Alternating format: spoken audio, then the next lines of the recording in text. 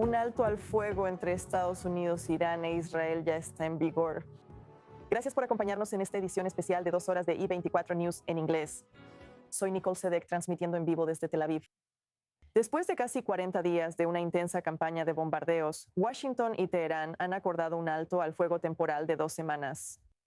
El alto al fuego, negociado por Pakistán, se logró en el último momento, 2 horas antes de la fecha límite impuesta por el presidente de Estados Unidos, Donald Trump, quien prometió acabar con toda una civilización si Teherán no aceptaba un acuerdo. Este acuerdo de último minuto es solo un punto de partida, donde el estrecho de Hormuz se abrirá para el transporte marítimo internacional y las conversaciones destinadas a una supuesta paz duradera comenzarán el sábado en Islamabad. A menos de 24 horas de iniciado este alto al fuego, 5 de los 6 estados del Golfo ya han sido atacados y hay nuevos reportes de ataques dentro de Irán mismo.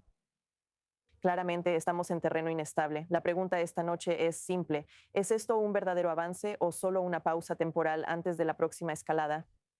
El primer ministro israelí, Benjamin Netanyahu, declaró esta noche que la guerra aún no ha terminado. Aquí hay más información.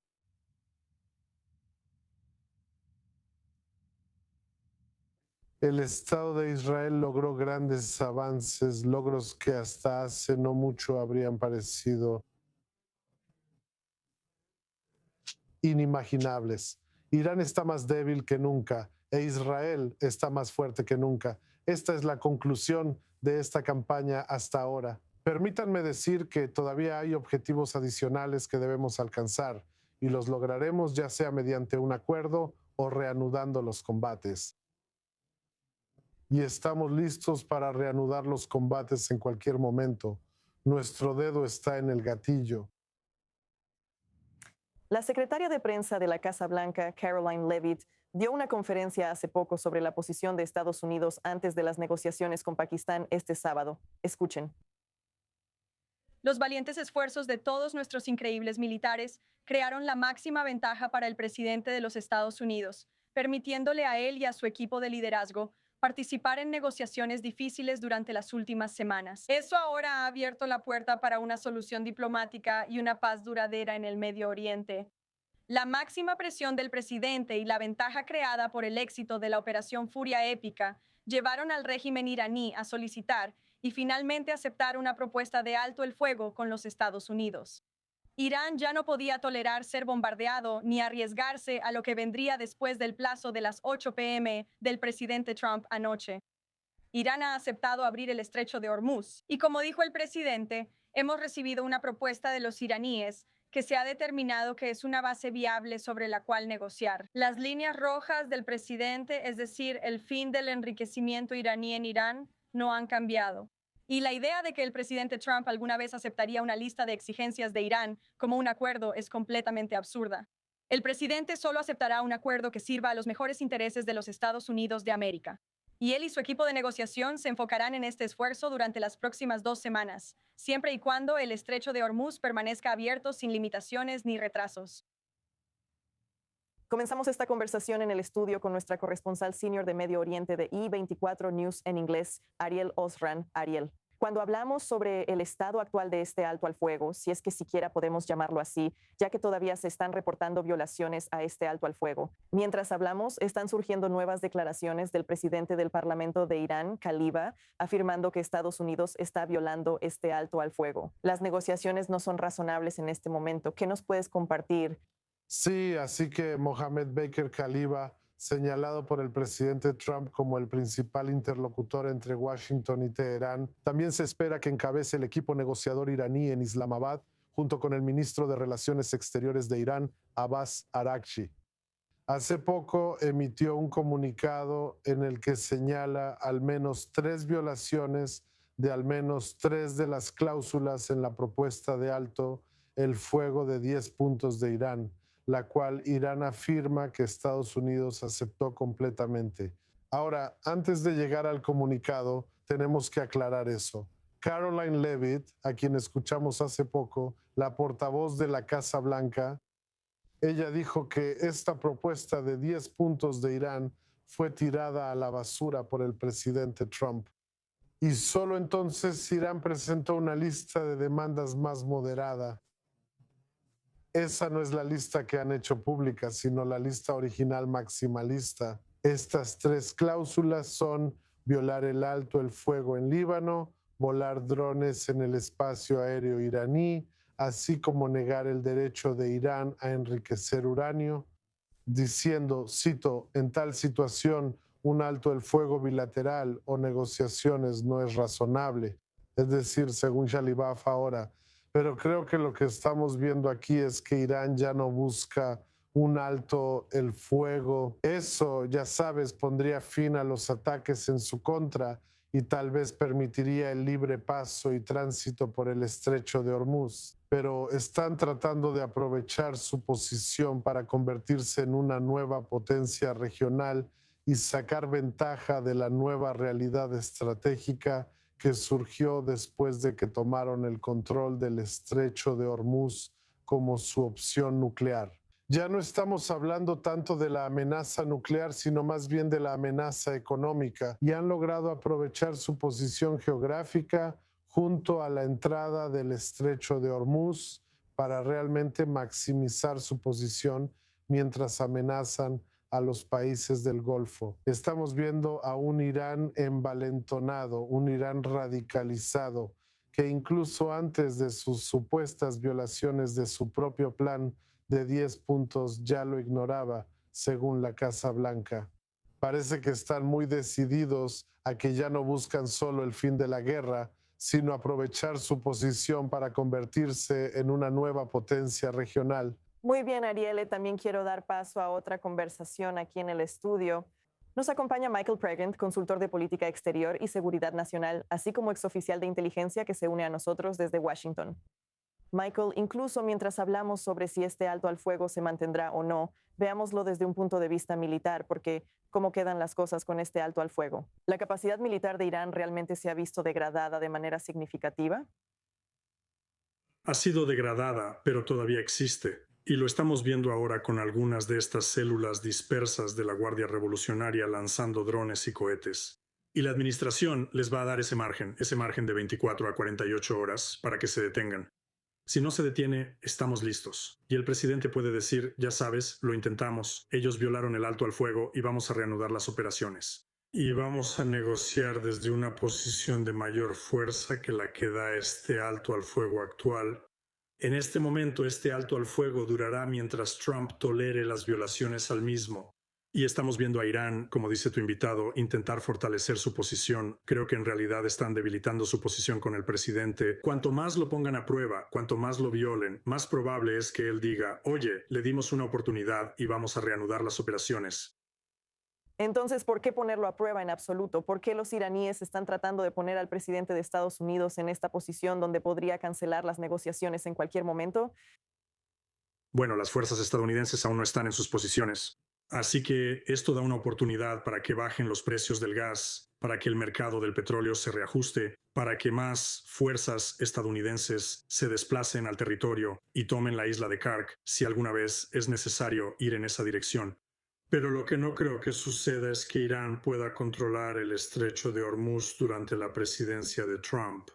Él se va a asegurar de que eso no suceda. Ya es una violación que Irán esté cobrando un impuesto, cobrando un pago de $2 millones para transitar por el estrecho de Hormuz. Eso ya es una violación. Así que solo durará mientras él lo tolere, pero puede que lo tolere más tiempo mientras las fuerzas estadounidenses se mueven a una zona donde él pueda decir, está bien, vamos a tomar la isla Kark y vamos a ayudar a nuestros aliados del Golfo a tomar más control del estrecho de Hormuz y asegurarnos de que sea una vía abierta para el comercio de petróleo. ¿Ese es el principal paso a seguir? Si esta pausa se rompe, ¿cómo se vería realmente una fase militar más decisiva? ¿Hasta dónde están dispuestos a llegar Estados Unidos e Israel en esta etapa?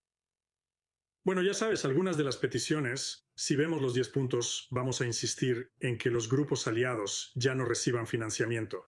Vamos a insistir en que no haya más enriquecimiento, no habrá enriquecimiento en el futuro. Se abordará el programa de misiles balísticos, así que no solo se tratará de la isla Kark, se tratará de todo. En este momento, estamos observando para ver si están intentando reconstruir estos sitios destruidos relacionados con su programa nuclear o si están tratando de reubicar activos de defensa aérea en áreas clave. Así que la operación militar no necesita empezar de nuevo. Simplemente se reanudará y continuará atacando la infraestructura y la infraestructura de doble uso. Cualquier cosa relacionada con la capacidad del régimen para proyectar fuerza no será atacada.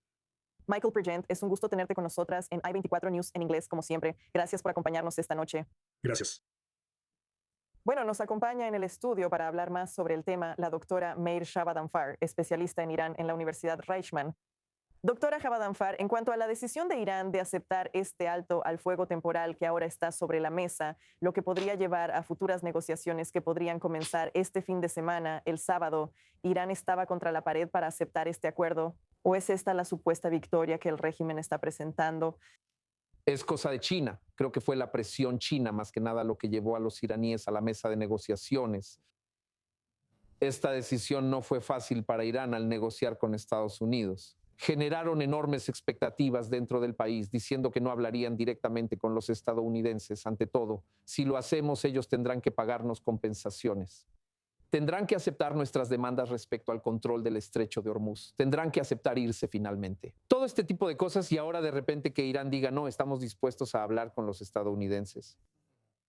Esto conlleva un costo político entre la base de apoyo de los seguidores más fieles del régimen iraní. Hay algunas personas que dicen que Irán fue demasiado, ¿cuál es la palabra que busco?, constructivo en su manejo de la guerra diplomática. Apaciguamiento es otra palabra que usan para describir su decisión de hablar con los estadounidenses, pero creo que la mayoría del pueblo iraní apoya lo que está sucediendo. Pero la mayor amenaza en este momento son dos cosas. ¿Qué pasa con Hezbollah? Esta es una preocupación seria para la República Islámica de Irán. Desde su punto de vista, Hezbollah acudió en su ayuda en su hora de necesidad contra el Estado de Israel. Y ahora dejar a Hezbollah a merced de Israel, ser devorados como lo están haciendo las fuerzas de defensa de Israel, socavaría la relación y debilitaría la posición de Irán ante sus simpatizantes, ante sus aliados en esta región. Así que esto no fue una decisión fácil para Irán, pero hay muchos obstáculos en el camino para ellos, tanto en casa como en el extranjero. Cuando hablamos de esto, Ariel, sobre el estrecho de Hormuz, ya que esta tregua temporal de 2 semanas se supone que es para que el estrecho de Hormuz se abra al paso de los barcos. Y luego Estados Unidos e Irán realmente se sentarán a la mesa de negociaciones para hablar sobre lo verdaderamente importante que debe suceder. Pero el estrecho de Hormuz, ese problema se ha resuelto en las últimas 24 horas. No solo no se ha resuelto, sino que está operando de acuerdo con el sistema iraní. Hoy se ha permitido que 4 barcos crucen el estrecho tras coordinarse o después de recibir permiso de Irán. Ahora, solo 4 barcos al día. Esa es la cifra más baja en todo el mes de abril hasta ahora, incluso cuando la guerra estaba en su punto más álgido. Y estos 4 barcos tuvieron que acordar de antemano o preparar con anticipación un pago que le darían a los iraníes, ya sea mediante criptomonedas o en yuanes chinos. Así que el estrecho está operando como los iraníes querían durante este periodo interino. Y esto ya ha hecho que los países del Golfo digan que esta situación es inaceptable, que están buscando aclaraciones sobre los detalles del alto al fuego, porque Estados Unidos está diciendo que el estrecho de Hormuz está completamente abierto. Irán está diciendo que el estrecho de Hormuz está bajo su control. Estados Unidos está diciendo que no se le permitirá a Irán enriquecer uranio. E Irán dice lo contrario. Así que los países del Golfo quieren aclaraciones sobre cuál es la situación actual, que sigue evolucionando, pero lo que está sucediendo en el terreno, o más precisamente en el mar, es muy preocupante específicamente para los estados del Golfo, pero podría tener implicaciones a largo plazo en la economía global. En cuanto a esto, tengo curiosidad, Meir, sobre ¿cómo se puede resolver realmente este problema en las negociaciones? Porque el propio presidente de Estados Unidos dice que todo lo que se necesita es que una persona del régimen esté ahí con un lanzagranadas en la costa y realmente detenga las rutas marítimas. También pueden colocar estas minas sin realmente desembarcarlas. Irán sabe que esta es la carta que tienen. Entonces, ¿cómo puedes evitar realmente que sigan teniendo esta carta? Nicole, déjame darte un titular. No va a haber un acuerdo en 2 semanas. No va a suceder. Lo mejor, si es que pasa algo, lo mejor sería tal vez un acuerdo marco para que las conversaciones continúen. Es muy posible que las conversaciones se vengan abajo, pero también si no se vienen abajo, Irán simplemente no tiene en este momento el personal con la experiencia para negociar con Estados Unidos y reanudar las negociaciones con ellos en 2 semanas. El señor Khalil Baf no tiene ninguna experiencia en política exterior en el trato con Occidente. Su único contacto con Occidente fue un viaje a Davos en 2008. Nunca ha tratado con Occidente, no habla inglés. Y tampoco sabemos si el líder supremo está en condiciones de ejercer, si está sano. Honestamente, soy muy pesimista. Y creo que esto se va a desmoronar como van las cosas hoy. Habrá más ataques, ¿verdad, Abiel? Habrá más ataques contra los países del Golfo Pérsico. 5 de los 6 países del Golfo han sido atacados hoy con mucha intensidad. Casi 100 drones. Así es. Esto no es otra cosa más que un alto al fuego. Así que creo que solo tenemos que estar preparados para que esto se prolongue y que o se desmorone, o lo mejor que podemos esperar es un alto al fuego de 2 semanas. Pero los iraníes ven logros en el terreno, pero puedo hablar más sobre eso después. Muy bien, hablaremos más sobre eso después, pero podríamos entender mejor lo que podría pasar con estas negociaciones el sábado, ya que este alto al fuego de 2 semanas fue negociado por Pakistán, que intervino como un intermediario clave entre Washington y Teherán, posicionando a Islamabad como el centro de una diplomacia directa poco común. Mientras ambas partes ahora se preparan para conversaciones de alto riesgo, que se espera comiencen ahí el sábado. Nos acompaña para hablar más sobre el tema Ahmed Quraishi, periodista y presentador de televisión que nos acompaña desde Islamabad. Ahmed, ¿cómo consiguió Pakistán sacar adelante este esfuerzo de último minuto para asegurar incluso una tregua temporal de 2 semanas entre estas dos partes que aún tienen diferencias tan grandes? Sí, Nicole, he visto muchos análisis sobre por qué de repente Pakistán está en medio de todo esto. Pero quienes realmente han estado siguiendo la relación entre Irán y Pakistán durante, no sé, las últimas 4 décadas lo saben. Pakistán, durante al menos los últimos 20 años, en realidad ha estado mediando. Sobre el programa nuclear iraní, entre Irán y Occidente, específicamente Estados Unidos, y a veces también problemas entre Irán y los estados árabes del Golfo. Así que esto no es sorprendente para quienes han estado siguiendo, pero para el resto del mundo se hizo público de repente ahora, obviamente, y lo que está en juego es mucho mayor en este momento. Así que esa es la razón por la que Pakistán está en medio. La influencia que tiene Pakistán, bueno, Irán tiene malas relaciones con todos en la región y también intentó desestabilizar a Pakistán, ya sabes, con grupos proxy. Y ya sabes, uno de los principales grupos proxy de la Guardia Revolucionaria Islámica que luchó en Siria, la Brigada Zainabiyun, en realidad fue reclutada dentro de Pakistán, de la comunidad chiita pakistaní. Y Pakistán, por supuesto, tomó medidas al respecto y detuvo el reclutamiento iraní, y eso generó muchas tensiones.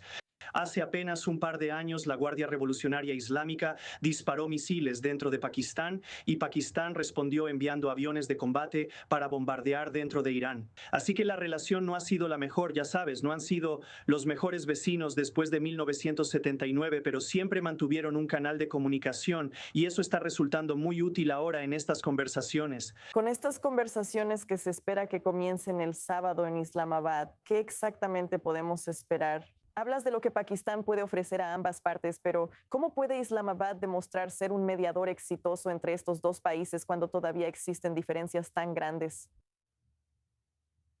Bueno, en realidad mucho crédito a los funcionarios pakistaníes que lograron concretar la participación de los iraníes, porque si recuerdas, durante la última semana los iraníes intentaron zafarse de venir a Islamabad, así que no lo hicieron, ya sabes, aparentemente le dijeron a algunos de los otros interlocutores, no a los pakistaníes, probablemente a los egipcios, tal vez a los turcos, le dijeron a alguien que no querían estar en Islamabad, queremos estar, ya sabes, estamos listos para hablar con Estados Unidos. Podríamos hacerlo en otro lugar, tal vez Qatar, tal vez Turquía, Estambul, quién sabe, pero no en Islamabad por la razón que sea. Podemos discutir eso después.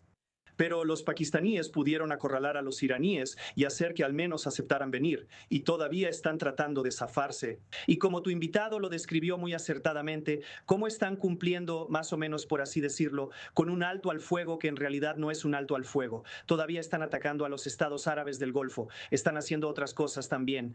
Todavía están amenazando con cerrar el estrecho de Hormuz otra vez, tal vez no presentarse en Islamabad si Israel no detiene las acciones contra Hezbollah y Líbano, y así sucesivamente. Así que los iraníes siguen dando estas pequeñas señales, asustando a todos, especialmente a los pakistaníes. Puede que nos presentemos o no en Islamabad, pero Pakistán realmente espera que si los iraníes se presentan en Islamabad, creo que Pakistán realmente espera hacer solo dos cosas. Número uno, tal vez lograr que los iraníes ofrezcan las concesiones suficientes para que las negociaciones, las conversaciones, el proceso continúe más allá del plazo de 15 días. Ese es el número uno. Y número dos, tal vez convencer a los iraníes de considerar un futuro distinto. Dios sabe, ya sabes, tal vez incluso transformar su régimen en, ya sabes, pasar de un régimen revolucionario y loco que depende de grupos armados aliados a un país normal. Tener relaciones normales, usar su riqueza petrolera para, ya sabes, no sé, reconstruir el país. Así que los pakistaníes, ya sabes, tienen muchas esperanzas de que una vez que tengamos a los iraníes aquí en Islamabad, tal vez podamos sentarnos cara a cara y tratar de convencerlos de verdad. Vamos a ver qué pasa. Ahmed, ¿qué hay de los estados del Golfo? ¿Cómo ven la posibilidad de estas conversaciones si realmente pueden detener la amenaza de Irán que se les ha impuesto, especialmente durante el último mes y medio? Creo que mucha gente en Pakistán se sorprendió al principio al ver que muchos de los estados del Golfo estaban realmente preocupados.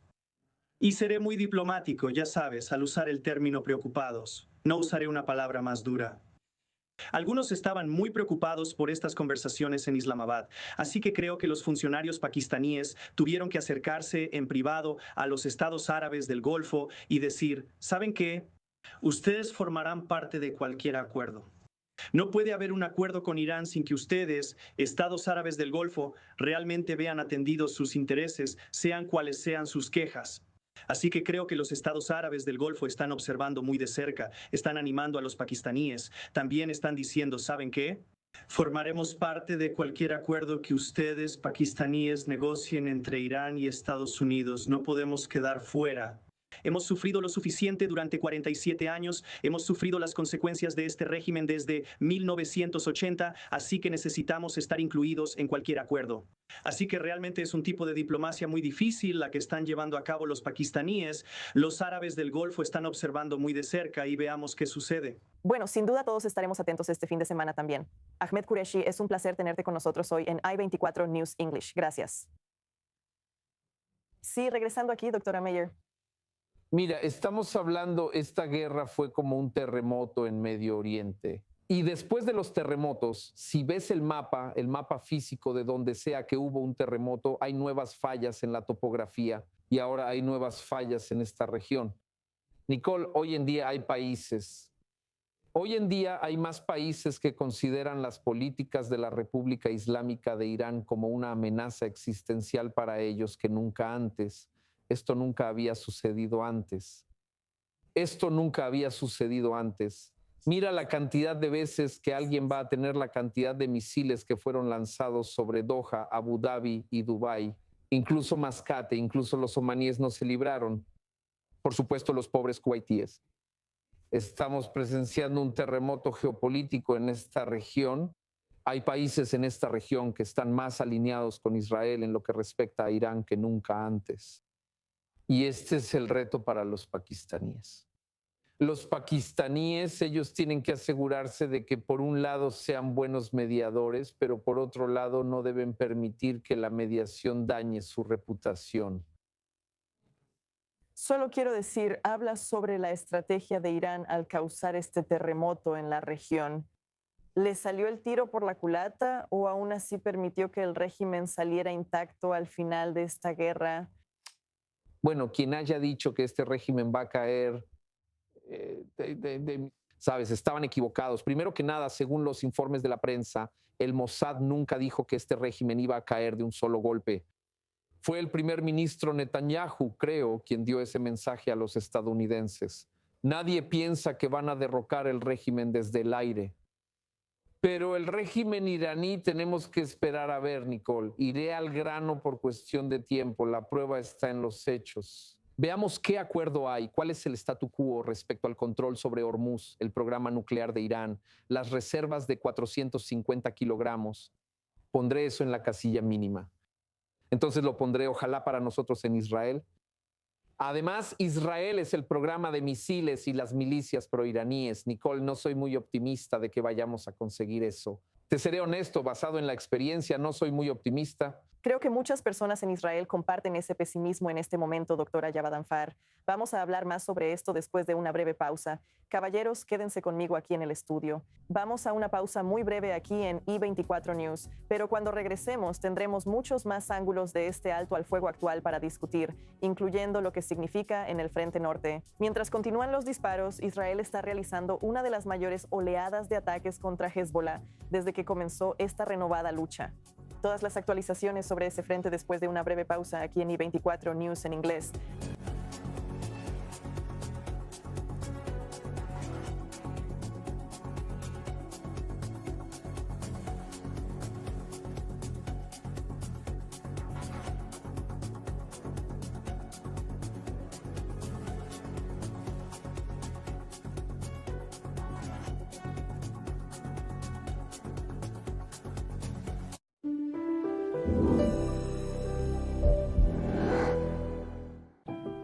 Llama al 800-598-5843. La crisis dentro de Ucrania ha alcanzado un nivel catastrófico, con los judíos ancianos llevados al límite. Entra. Hace un frío helado.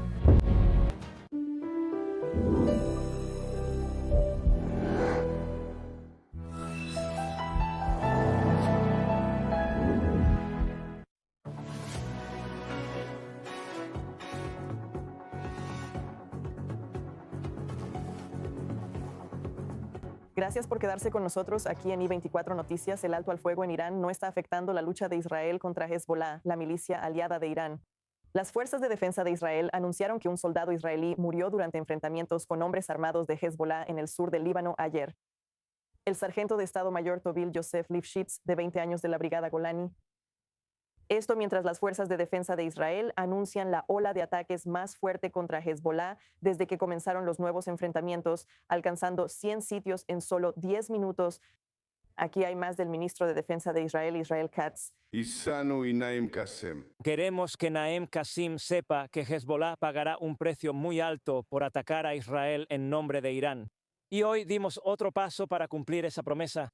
También le llegará la hora al architerrorista Naim Qasem. Las fuerzas de defensa de Israel continúan operando con vigor en Líbano para repeler amenazas y frustrar las capacidades de Hezbollah, de acuerdo con la política que hemos establecido. Prometemos brindar seguridad a los residentes del norte, y eso es exactamente lo que haremos. Bueno, vamos en vivo ahora para una actualización sobre el terreno. Nuestra corresponsal de I24 News, Balik Sladin, nos acompaña desde el norte de Israel. El día más intenso de ataques en Líbano desde que se renovó esta guerra. ¿Cuál es la última información en el Frente Norte? ¿Qué nos puedes compartir? Sí, hoy Israel lanzó la Operación Oscuridad Eterna, atacando 100 objetivos en Líbano que pertenecen a Hezbollah. Estamos hablando de sitios militares y el centro de mando y control que pertenecía a Hezbollah en El Dahir, en el suburbio sur de Beirut, en el sur de Líbano y también en la zona, todos por supuesto bastiones de Hezbollah. Esta operación se lleva a cabo después de varios días de recopilación de inteligencia. Esta no es una operación que se planeó después del alto al fuego con Irán, sino algo que se planeó antes y que se ejecutó hoy.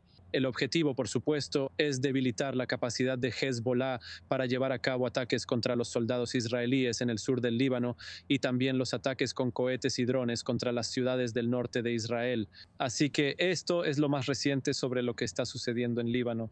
Solo para agregar aquí que el puente El Kazmi, que es el último puente en pie entre los dos lados del río Litani, hace apenas una hora, informes locales dicen que el puente también fue atacado. Esto es Líbano, aquí en el norte, las cosas son diferentes. Esta es la primera vez desde el inicio de la guerra que, en las últimas 24 horas, solo hubo una sirena que sonó en Shtula, que está justo en la frontera entre Israel y Líbano. Un cohete disparado por Hezbollah cayó en un área abierta, no causó ningún daño ni víctimas, y esta es la única vez desde el inicio del alto el fuego. ¿Qué significa esto para los residentes en el norte de Israel entonces? Se espera que las directrices del mando del frente interno en el resto del país cambien a partir de las 6 a.m. de mañana, pero los residentes en el frente norte deberían esperar más de lo mismo. Sí, va a ser lo mismo. El mando del frente interno dice que nada cambia en todo Israel hasta mañana a las 6 a.m. Las cosas van a volver a la normalidad en las otras partes del país. Pero en el norte, la Alta Galilea, la región fronteriza, la línea de conflicto, la Galilea Occidental, las restricciones se mantienen. No se permiten reuniones de más de 50 personas, no se reanudará la actividad educativa. Nada vuelve a la normalidad en cuanto al trabajo, así que estas cosas siguen igual en el norte. Y esto es porque el comando del frente interno, junto con las fuerzas de defensa de Israel, por supuesto, todavía está evaluando cuál es la situación con Hezbollah. ¿Cómo o si realmente van a responder a esta operación de hoy, a estos enormes ataques que hemos visto a lo largo del día? Y después de eso, habrá una decisión que tomar respecto al área que está más cerca de la frontera con Líbano. Nuestra colega Ladín está en el norte de Israel con la información más reciente. Gracias por esa actualización. Ahora queremos incorporar a esta conversación a Hussein Abdul Hussein, investigador en la Fundación para la Defensa de las Democracias, que nos acompaña desde Washington. Hussein, estamos viendo esta operación intensificada dentro del Líbano por parte de las fuerzas de defensa de Israel. Sin embargo, Irán y Hezbollah están pidiendo que el alto el fuego con Irán esté vinculado al frente norte en Líbano. ¿Qué significa actualmente este alto el fuego para Hezbollah? Hola, algunos puntos. Número 1, Hezbollah ha negado que comenzó a luchar contra Israel el 2 de marzo porque Khani fue asesinado, es decir, en apoyo a Irán. Hezbollah en ese momento afirmó que entrar en la guerra fue porque Israel había estado atacando objetivos de Hezbollah durante más de un año. Así que ahora sabemos que Hezbollah arrastró al Líbano a la guerra en interés de Irán y no tuvo nada que ver con el Líbano. Número 2, entendemos que Hezbollah realmente quiere un alto el fuego. Está esforzándose mucho por entrar en este alto el fuego. Y número 3, escucha...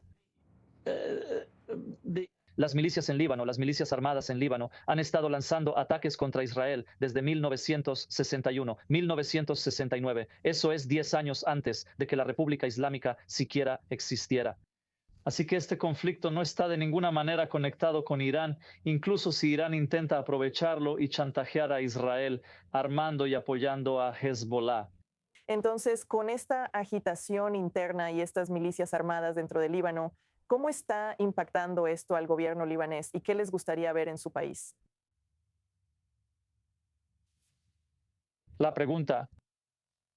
Pregunté exactamente cómo esta agitación y estos grupos armados, Hezbollah, estos grupos proxy, que han estado presentes en todo Líbano durante décadas, como explicaste, ¿cómo está impactando esto al gobierno libanés y qué les gustaría ver y cómo les gustaría gobernar su país? El gobierno libanés ha estado diciendo todo lo correcto, tomando las resoluciones adecuadas, votando para desmantelar a Hezbollah. Pero desafortunadamente, los libaneses o no quieren o no pueden hacer lo que se debe hacer. Y esto deja a Israel con un trabajo, y no es fácil. Y creo que no importa cuánto presione Israel a Hezbollah, al final del día, el último esfuerzo tendrá que hacerlo el gobierno libanés. Cuando vemos este impulso ahora mismo de Irán para incluir al Líbano en cualquier alto el fuego, ¿qué nos dice eso sobre lo crucial que es Hezbollah para la estrategia general de Irán en este momento y cuán fuerte sigue siendo este grupo proxy?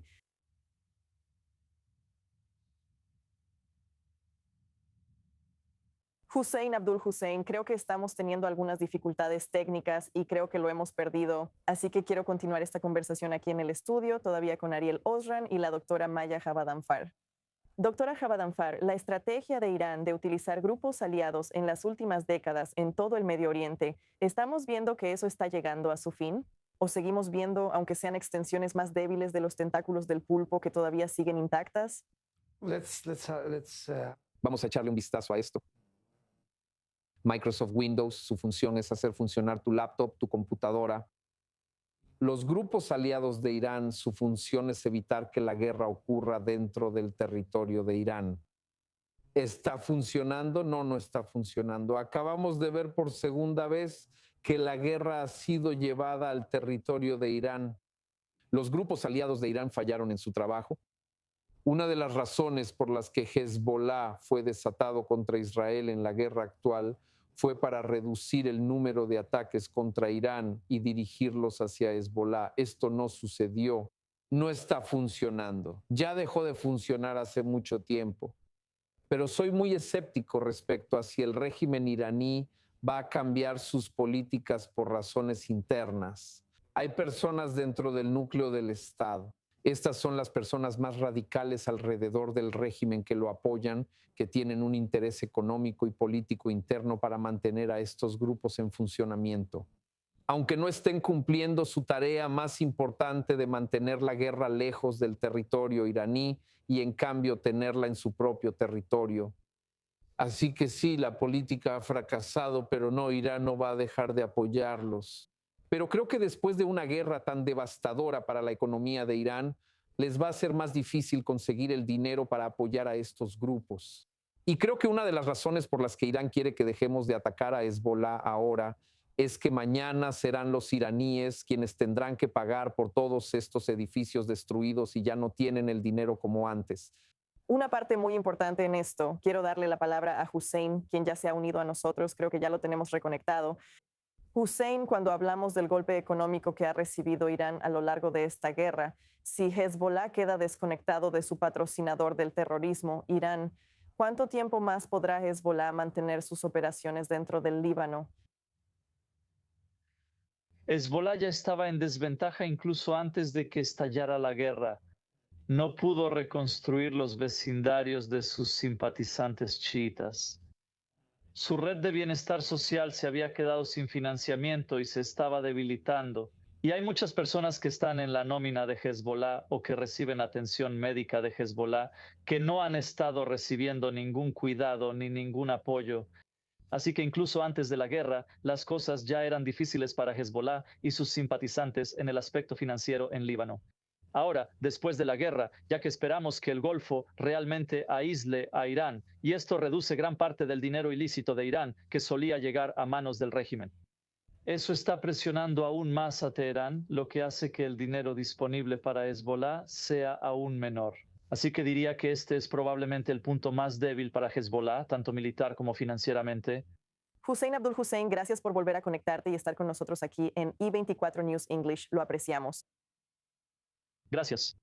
Bueno, Arielle, quiero que intervengas en esta conversación sobre lo que estamos viendo con Hezbollah y su lucha que no ha cesado porque sigue habiendo combates constantes en la frontera norte.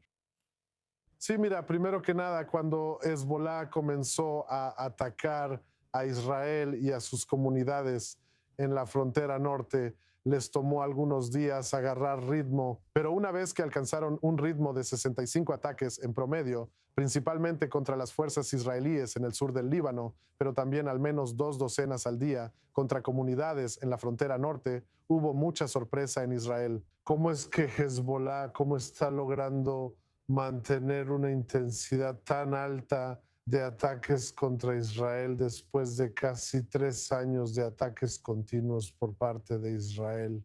La cuestión es que tienes que verlo desde una perspectiva amplia. Antes, en la víspera del 7 de octubre, tenían aproximadamente 80,000 cohetes y misiles en su arsenal. Eso se ha reducido en un 80%. Y entonces, cuando en Israel lidias con ese 20%, eso sigue siendo mucho. Esos son casi 15,000 cohetes, lo que les permite lanzar aproximadamente de 10 a 200 al día con su economía de lanzamiento. Pero la expectativa de pasar del 100% al 0% de un solo golpe en una sola ronda Esa es una expectativa que simplemente es irrelevante cuando hablamos de fuerzas militares tan grandes a escala global. En la víspera del 7 de octubre de 2023, Hezbollah era considerada la milicia más fuerte del mundo, más fuerte que algunos ejércitos regulares de países europeos. Así que cuando reduces eso del 100% al 20%, el 20% sigue siendo muy significativo, pero ahora el objetivo es tratar de reducir ese 20% aún más, acercándolo a cero. Y eso es lo que está haciendo Israel. Y creo que ese mismo tipo de expectativa realista también debe aplicarse a Irán.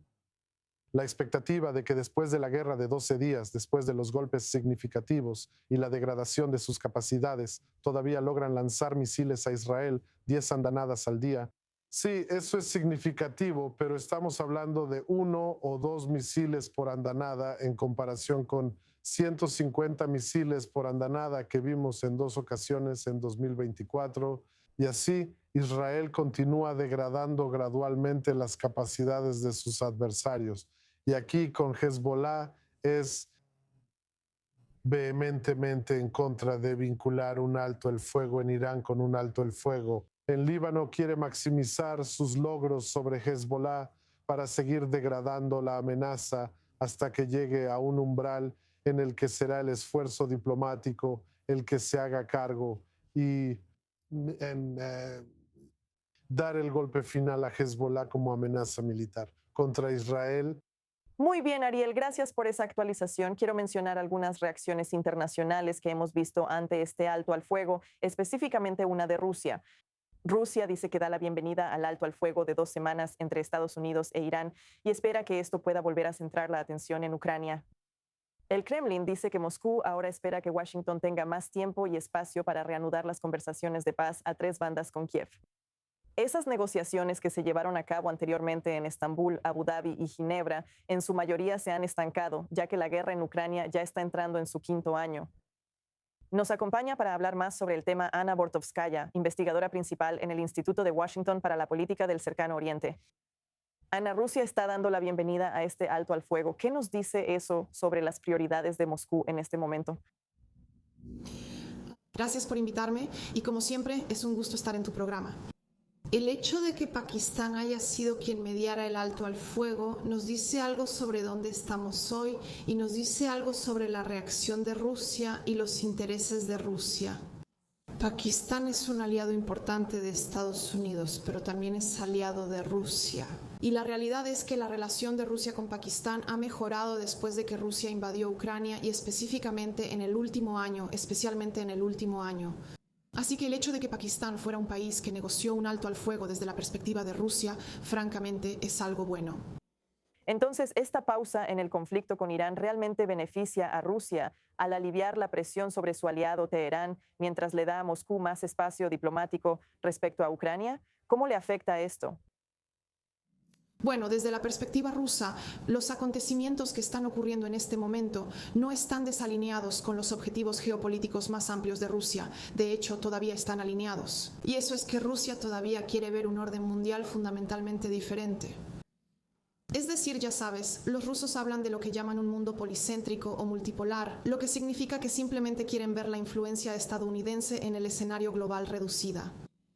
Y el hecho de que la mediación de Pakistán, si el informe más reciente del New York Times es preciso, estuviera respaldada por China, también se alinea con esta agenda geopolítica más amplia. Recuerda también que Rusia se posicionó en esta crisis con Irán como aparentemente la voz de la razón, mientras que en realidad continuó apoyando a Irán de todas las formas posibles, incluyendo el suministro reportado de inteligencia que le proporcionó a Irán la ubicación de las tropas estadounidenses. Así que este es un doble juego que Rusia ha jugado en esta crisis.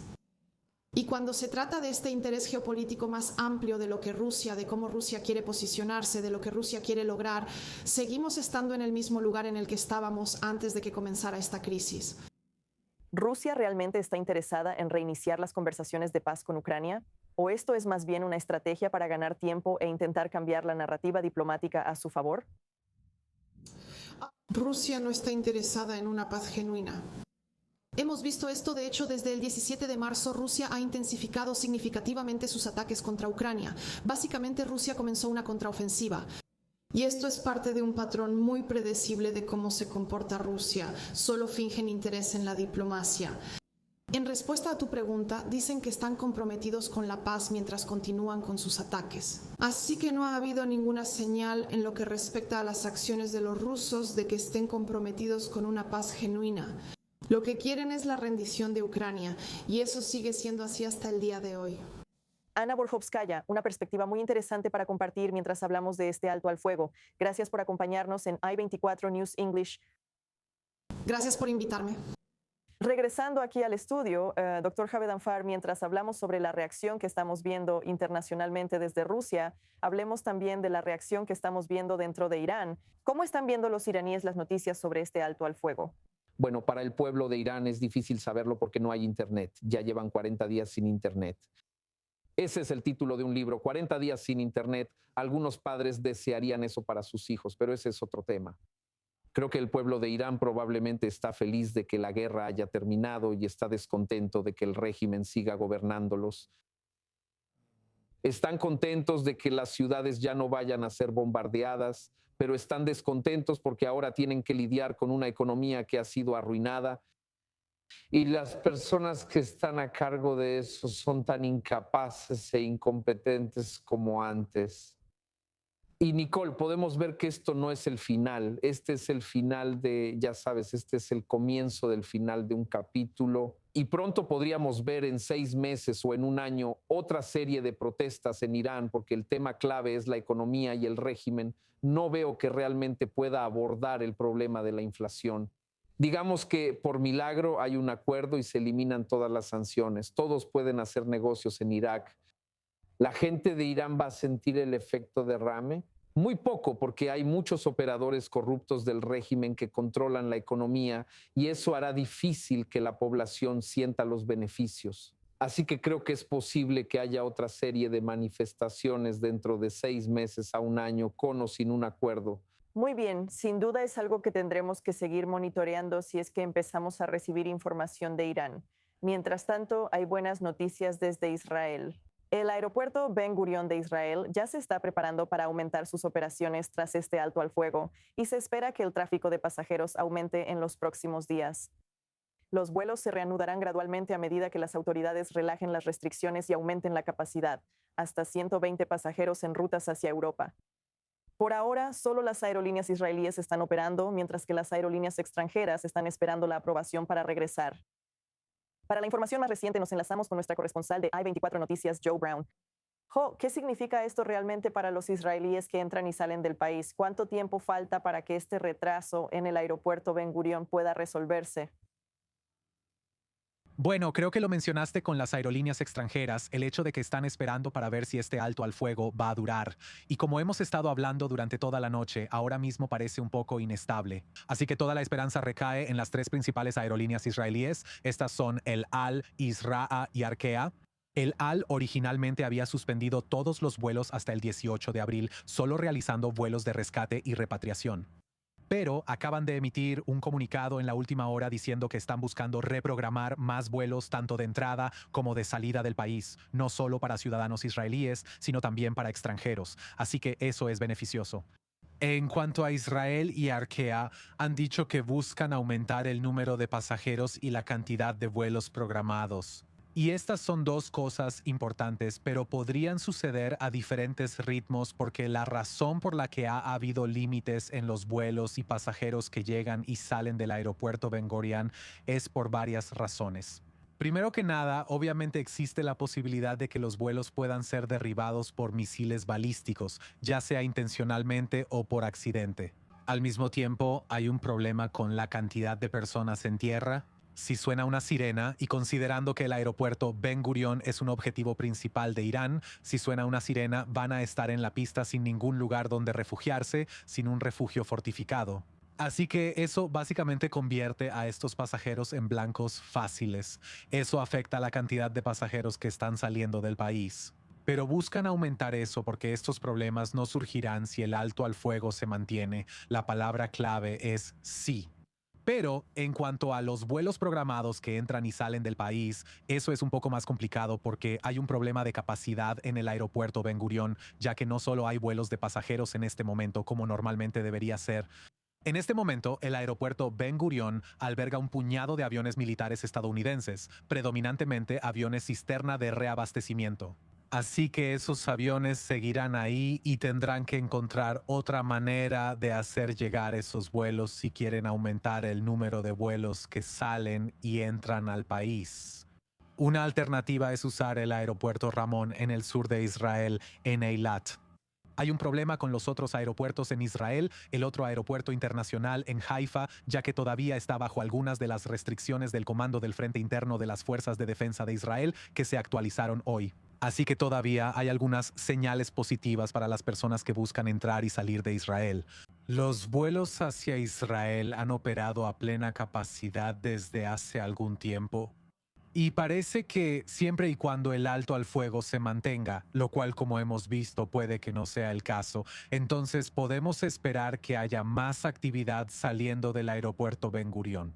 Sí, es un gran sí, pero ciertamente esperemos que así sea para quienes desean entrar y salir del país. Joe, Israel no es el único que está monitoreando los cielos. Otros países de la región, Bahrein, Irak, Siria, ¿qué están decidiendo hacer con su espacio aéreo? Bueno, esos son los primeros 3 países en abrir completamente su espacio aéreo. Irak y Siria han dicho que van a empezar a programar vuelos en los próximos días, pero la mayoría de sus vuelos probablemente serán dentro de la región.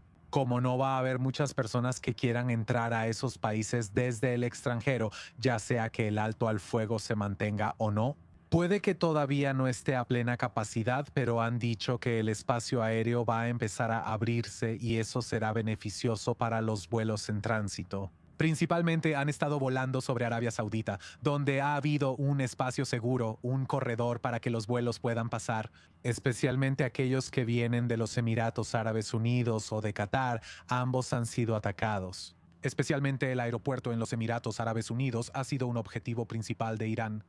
Pero ahora esperan poder aumentar los vuelos que salen del país para que no tengan que pasar solo por Arabia Saudita.